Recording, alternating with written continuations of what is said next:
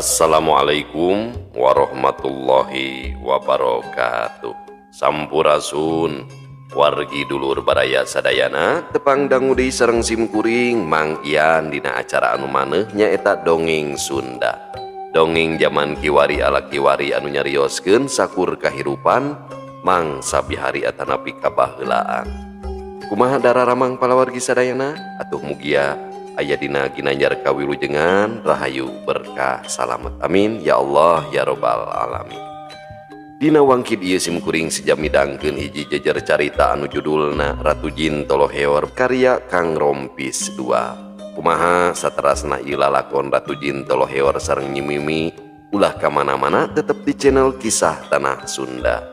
Namung sata acana dilajeng kade ulah hilap anu teu acan subscribe mangga di subscribe heula supados tiasa kenging notifikasi kanggo jejer carita anu salajengna. Anu parantos subscribe simkuring ngahaturkeun debu nuhun laksa ketika bingahan mugia sing tiasa janten rencang hiburan palawargi sadayana dina setiap aktivitas anu nuju masakna, anu nuju di perjalananana nya, nu di kiosna, di padamelanana bari ngajahitnya seueur ningal tempat konveksi bari ngajahit bari ngopingkeun dongeng cenah. Ulah hilap oge di like di komen supados aya interaksi di antawis urang sadayana sareng di share dibagikeun nya atuh mugia wasilah palawargi sadayana nu share ieu dongeng Sunda khususna di zaman kiwari biasa nanjeur deui amin. Supados teu nyangkolong ting kana waktos hayu urang sami-sami ngabandungan ieu lalakon Ratu Jin Toloheor mangga kaparoyun sadayana wilujeng ngadangukeun prung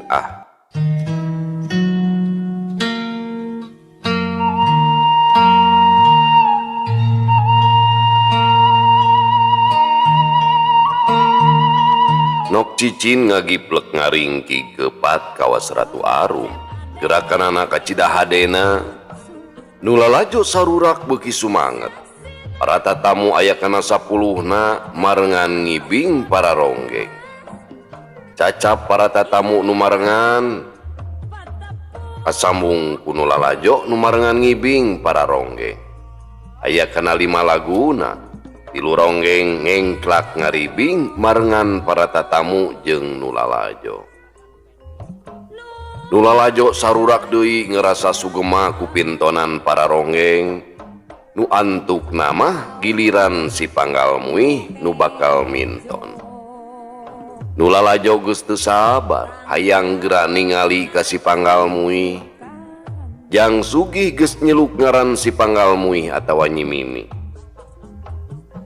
Najan karek mungaran minton tapi ku pangawasa Ratu Arum anu nerap dina dirina Nyi Mimi teu ngarasa gempeur atawa tagiwur ku lobana anu lalajo.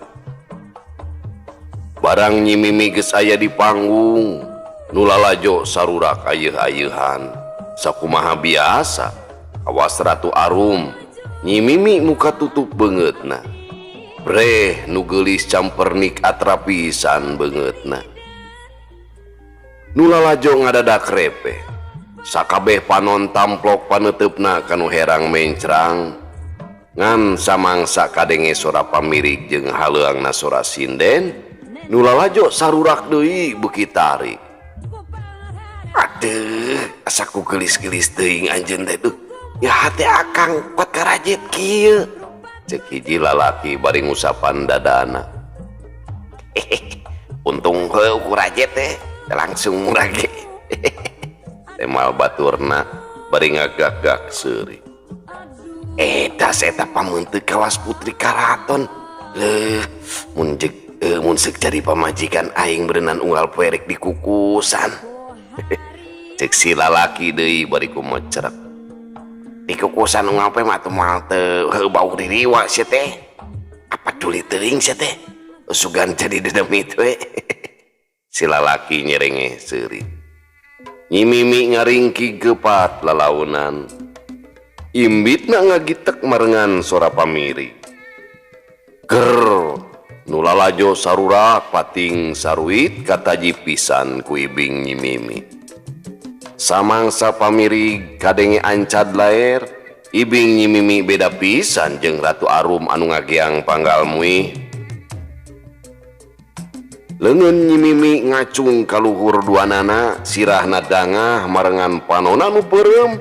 Imbit Nyi Mimi ngakitek ngageol ngenca ngatuhu. Sakapeung ka hareup nyentreu, sakapeung ka tukang centang. Puguh bae awak kademol make gerakan kitu mah matak seuseuyteun pikeun lalaki teh.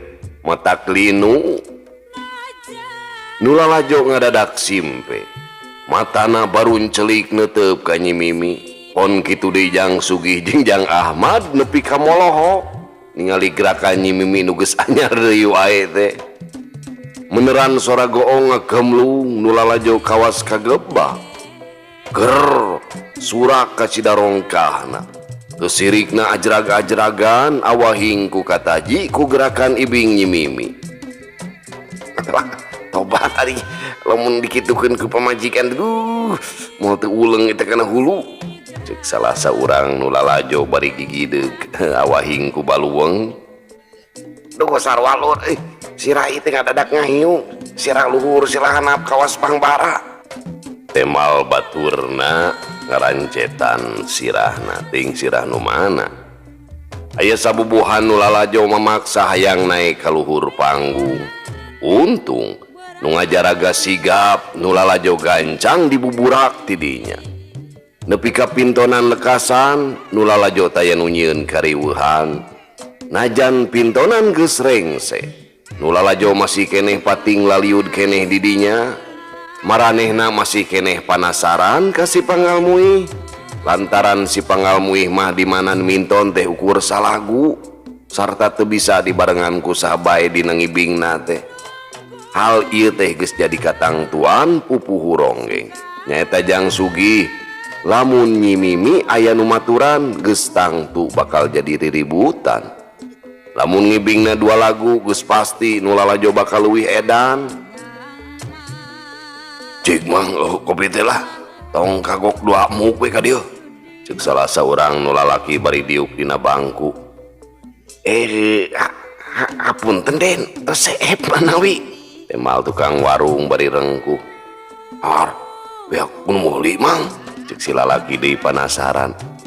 Sanes Den, seepku mang we diuyup setengah baskom tadi teh. Aduh, margi tikiat mas taka leng-lengan ningal si pangalmuih. Tukang warung ngeleme seuri keom beungeutna bareubeu ngarasa era. Eta kalakuan tobat cik atuh eta kue balok 20 mah kadiekeun kagok weureu aing mah yusira teu kuat lieur asa muter. Ceuk si lalaki deui miheulaan ngarawu balok aya kana 5na disamualkeun kabeh.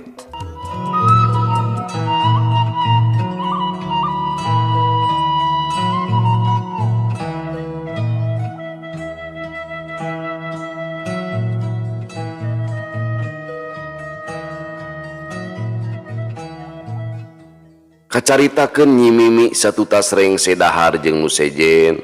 Uragiru asup ka kamarna ngan teu kebat kaburu aya nu megatan ka manehna taya lian Raden Inggi. Raden Inggi teh putrana Raden Bagja. Apunten Nyai ngawagel waktosna, saur Raden Inggi atra tagiwur. Sawios Kang. Tembal Nyi Mimi bari imut. Dumadakan hatena pating sareblak diteuteup ku nu gandang. Manawi Nyai teu kaabotan dina hiji waktos akang bade amengan ka bumi Nyai. Pokna Raden Inggi gaduh maksad hoyong nganjang ka Nyi Mimi. Mangga Kang, namun kedah aya tangarati angalna. Bili abdi nuju minton di lemur sanes.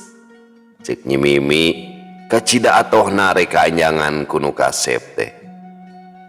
Kartos Nyai.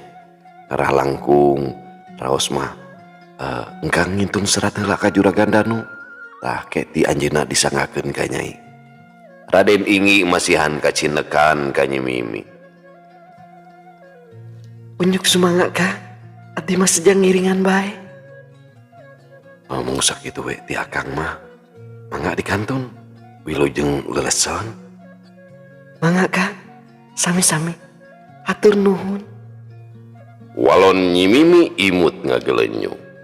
Hate Nyi Mimi peting sarbla, peting seredet kawas manggih kareuwas. Irahaeun teuing Nyi Mimi deukeut jeung lalaki. Kakarek ayeuna Nyi Mimi ngalaman katarik ati ku hiji lalaki.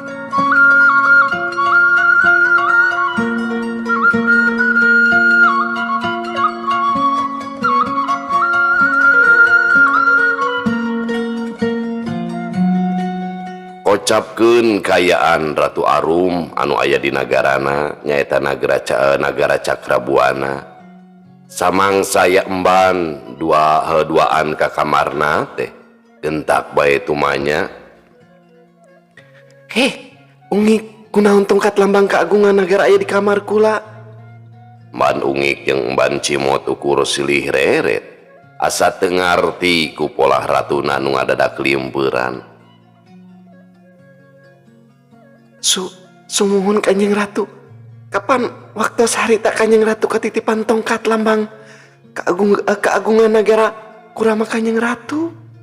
Satu acana tuang rama jengkar ka negara kandaga sareng tuang ibu. Walon Mban Ungik ngabejakeun perkara tongkat lambang keagungan negara. Sajongjonan mah Ratu Arum ngahuleng mikiran caritaan Mban Ungik. Kakarek kahartieun ku Ratu Arum lamun inung bapana keur eueuh di dinya.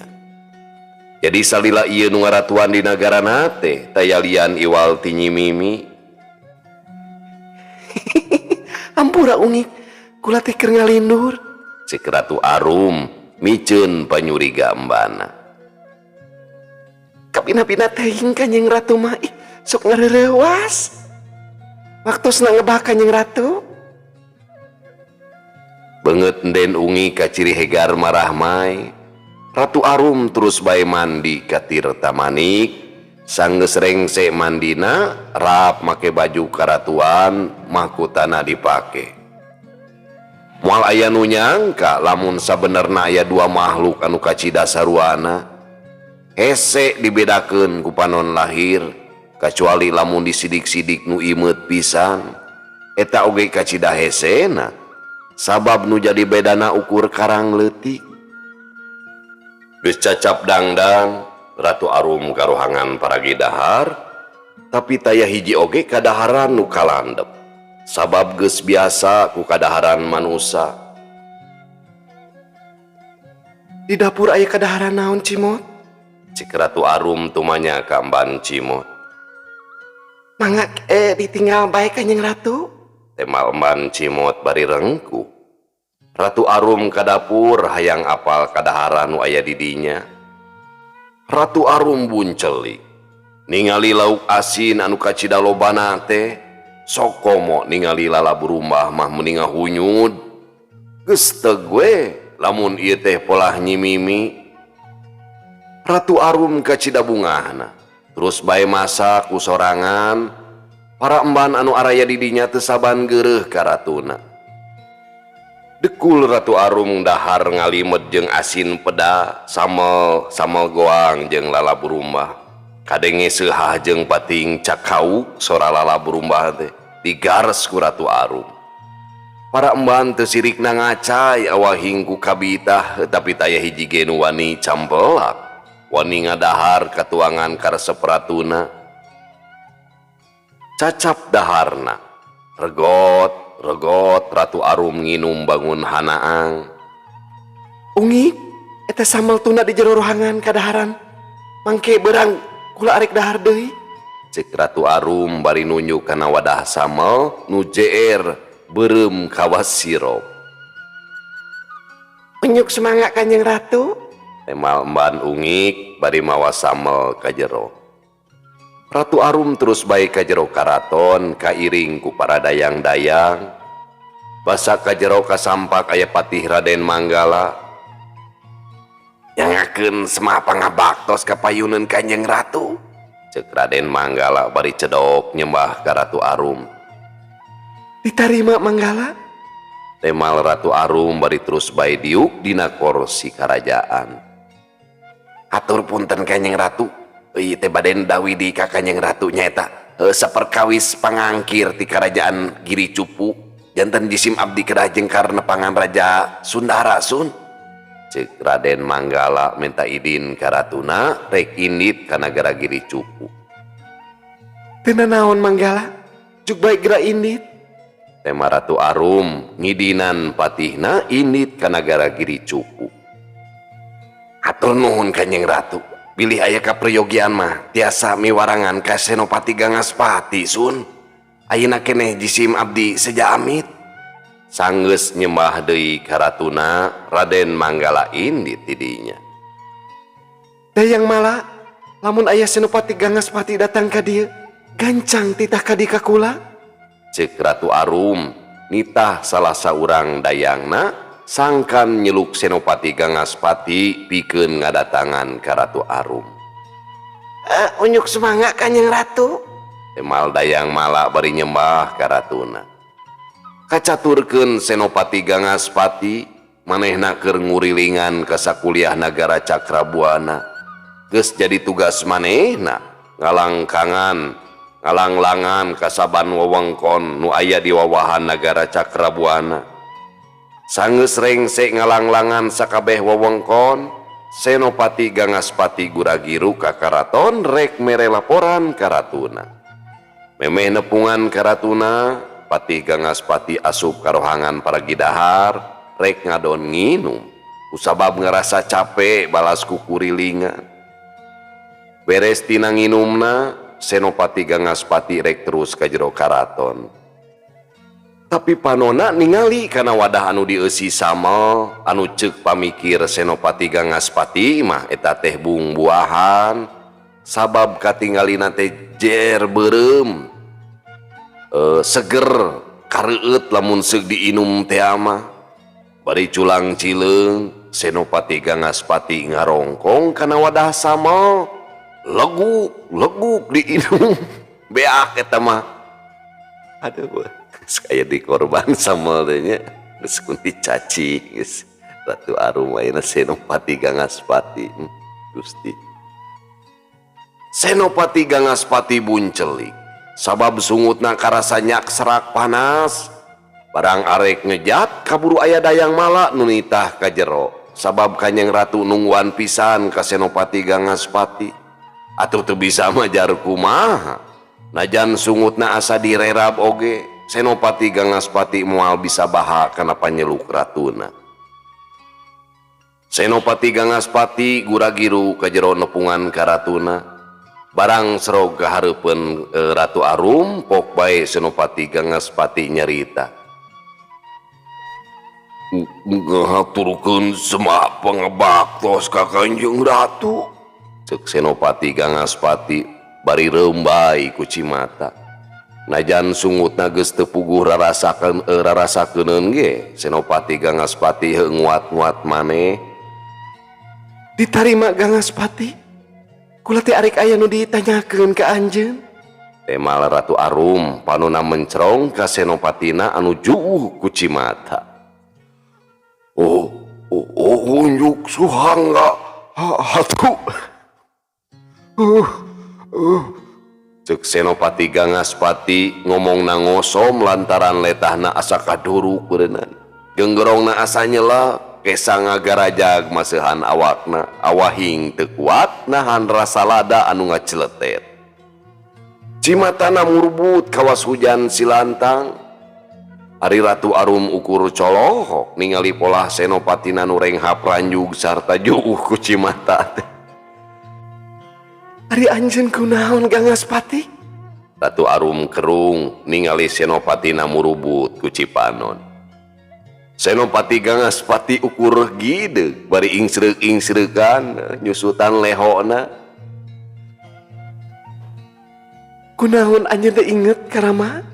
Geus tong jadi kasedih sabab engke oge bakal balik deui. Kitu pokna Ratu Arum. Boga sangkaan lamun Patih Gangaspati teh teringet ka bapana. Lantaran Senopati Gangaspati mah kacida deukeut pisan jeung Prabu Sanghyang Wisesa teh. Asa mobok manggih gorowo. Barang ngadenge caritaan Ratu Arum teh ngan goak bae Senopati Gangaspati teh gogoakan bari gogoleran.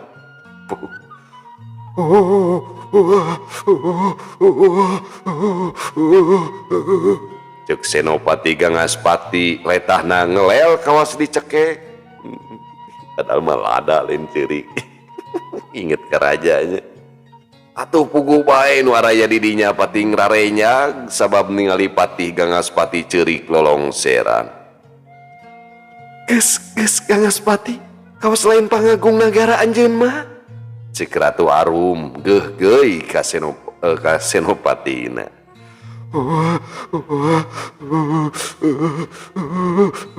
Senopati Gangaspati makin tarik gogoakanana sabab sungutna beuki asa direrab, letahna ngelel tamah panjang, bibirna ngaladeh ngacai kawas nu nyiram. Cimatana murubut geus cipruk maseuhan beungeutna nu euceuy beureum. Awak Gangaspati gogorentelan awah hinggeus teu kuat ku rasa renyem nu nyak serak dina sungutna. Ratu Arum teu ngomong deui ngantep karep Senopatina. Najan ditahan-tahan oge teu katada, antuk nama Senopati Gangaspati ngorejat nangtung, berengbeng lumpat ka pawon, sirahna dilelepkeun kana gentong cai. Ratu Arum ukur gogodeg ningali pola Senopatina anu mahiwal teh. Kaayaan lingkung seni ronggeng kancra medar geus mimiti Nyi Rorot, nu ngulem geus mimiti parindah ka lingkung seni ronggeng mapag balebat. Kirahian geus beak dengka keur ngukulan eta pasualan, make jalan demit kadon manehna meunang panyiksa. Kirahian neangan tareka sangkan bisa ngiwat Nyi Mimi lantaran koncina ronggeng mapag balebat mah taya lian ti Nyi Mimi. Lamun ku jalan demit teu bisa, kirahian rek make jalan kasar. Pamirsa sadayana waktosna parantos teu nyekapan deui. Insyaallah urang teraskeun dina video anu salajengnna nya. Ulah kamana-mana tetap di channel Kisah Tanah Sunda. Sekali di simkuring nyunkeun hapunten kumargi latnya dina upload. Nyunkeun dimaklum kumargi seueur pisan ieu teh padamelan. Bobot sapanon carang sapakan cag urang tuna di Cihanyuang Cimahi, urang teuneun di Citeureub tempat abdi ayeuna dumuk. Wallahu muwaffiq ila aqwamit thoriq. Wassalamualaikum warahmatullahi wabarakatuh.